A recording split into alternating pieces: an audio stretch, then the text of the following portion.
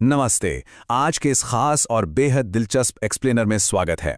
आज हम एक बहुत ही खूबसूरत और गहरी कहानी पर चर्चा करने वाले हैं। प्रतिभा खोज, कला और मनोविज्ञान। हम चायल नाम के एक छोटे से गांव में हुए एक अनोखे टैलेंट शो का विश्लेषण करेंगे। और यकीन मानिए, ये सिर्फ एक गांव का किस्सा नहीं है, बल्कि ये दिखाएगा कि कैसे एक साधारण सा मंच बच्चों के विकास से जुड़े गहरे मनोवैज्ञानिक रहस्यों को दुनिया के सामने ला सकता है। तो चलिए, बिना किसी देरी के शुरू करते हैं। आगे बढ़ने से पहले आज के इस एक्सप्लेनर की रूपरेखा पर एक नज़र डाल लेते हैं। हम शुरुआत करेंगे एक दिल छू लेने वाली गांव की कहानी से, प्रतिभा खोज, एक अनोखा मंच, और देखेंगे 5 बच्चों की अद्भुत प्रतिभा। फिर हम समझेंगे कि दैनिक जीवन में शिक्षा का क्या महत्व है, जिसके बाद हम इसके मनोवैज्ञानिक दृष्टिकोण और बाल विकास की गहराइयों में जाएंगे। और अंत में हम बात करेंगे मनोवैज्ञानिक सुरक्षा, नानी घर प्रभाव और अपने निष्कर्ष की। तो सबसे पहले चलते हैं हमारे पहले भाग की ओर, प्रतिभा खोज, एक अनोखा मंच। चलिए चायल गांव के उस आंगन में चलते हैं जो इस पूरी कहानी का सूक्ष्म जगत यानी माइक्रोकॉस्म है। जरा उस जगह के माहौल की कल्पना कीजिए। तपती दोपहर, पकी हुई मिट्टी की वो सोंधी खुशबू और पेड़ों पर पकते हुए आमों की मीठी महक। इसी शांत और सुकून भरे आंगन में ये प्रतियोगिता रखी गई थी। ये कोई आम दोपहर की नींद का वक्त नहीं था, बल्कि ये आंगन एक जीवंत, धड़कते हुए मंच में बदल गया था। आगे की पंक्ति में बैठा छोटा अर्जुन अपनी नानी को देख रहा है, जो इस प्रतिभा खोज की मानद जज हैं और चेहरे पर एक बड़ी सी गर्व भरी मुस्कान लिए बैठी हैं।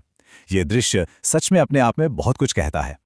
अब हम इस कहानी के सबसे मजेदार हिस्से पर आते हैं। भाग 2, 5 बच्चों की अद्भुत प्रतिभा।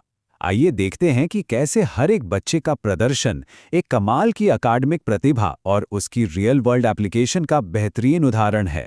प्रतियोगिता की धमाकेदार शुरुआत की मीरा ने। उसमें एक गजब की ऊर्जा थी। उसने बिना रुके 2 से 20 तक के पहाड़े ऐसे सुनाए जैसे वो कोई गणित का गीत गा रही हो।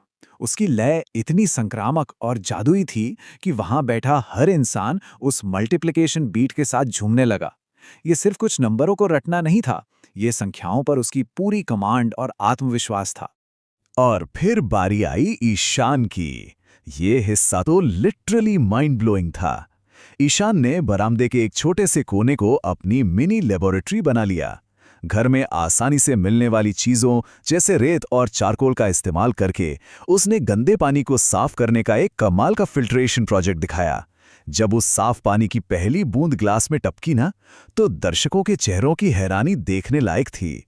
ये विज्ञान का किताबों से बाहर निकलकर असल जिंदगी में आने वाला जीता जागता उदाहरण था। इसके बाद एकदम से माहौल एक गीतात्मक सुंदरता में डूब गया। सना ने बहुत ही शुद्ध और खूबसूरत हिंदी में अपनी खुद की रची हुई एक कविता सुनाई। शब्दों पर उसकी पकड़ और अभिव्यक्ति इतनी मजबूत थी कि उस सूखे आंगन में भी मानसून के बादलों और बारिश की ठंडी फुहारों का एहसास होने लगा। उसका भाषा पर नियंत्रण सिर्फ शब्दों का खेल नहीं था, बल्कि भावनाओं को आज़ादी से बहने देने का एक बहुत ही सशक्त माध्यम था। फिर आदित्य ने सामाजिक विज्ञान को एक नया ही रूप दे दिया। उसने अपने हाथों से बनाए गए कौशांबी के नक्शे के जरिए स्थानीय इतिहास की एक ऐसी शानदार कहानी बुनी कि सब मंत्रमुग्ध हो गए।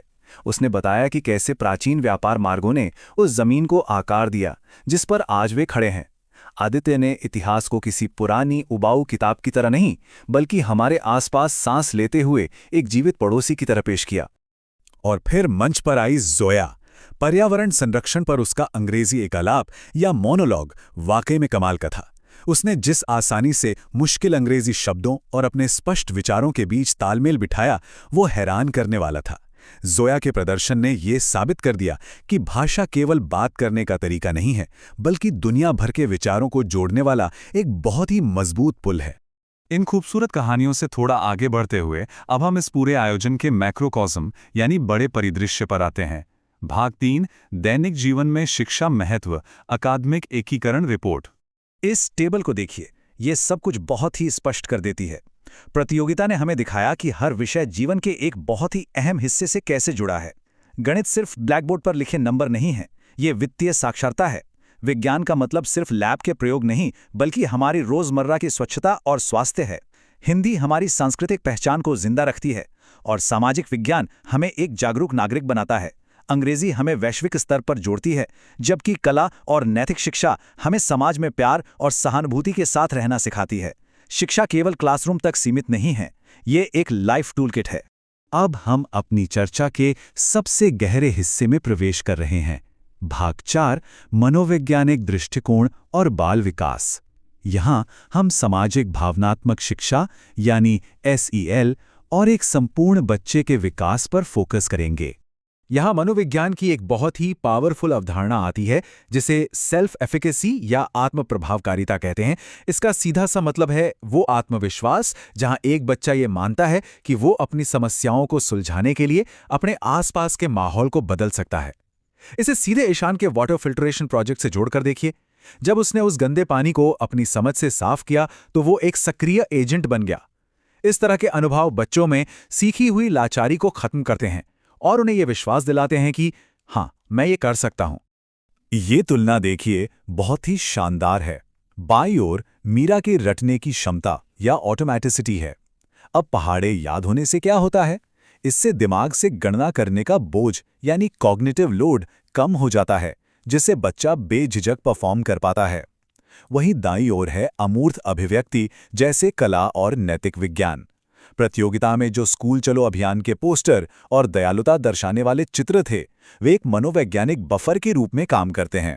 ये सुनिश्चित करते हैं कि बच्चे की बुद्धिमत्ता केवल तकनीकी ना रहे, बल्कि वह समाज की भलाई के लिए भी सोच सके। बाकी बच्चों को अगर हम मनोविज्ञान के चश्मे से देखें तो 3 बहुत ही दिलचस्प बातें सामने आती हैं। पहला, जोया का अंग्रेजी और स्थानीय भाषा के बीच बदलाव करना संज्ञानात्मक लचीलापन या कोड स्विचिंग दिखाता है।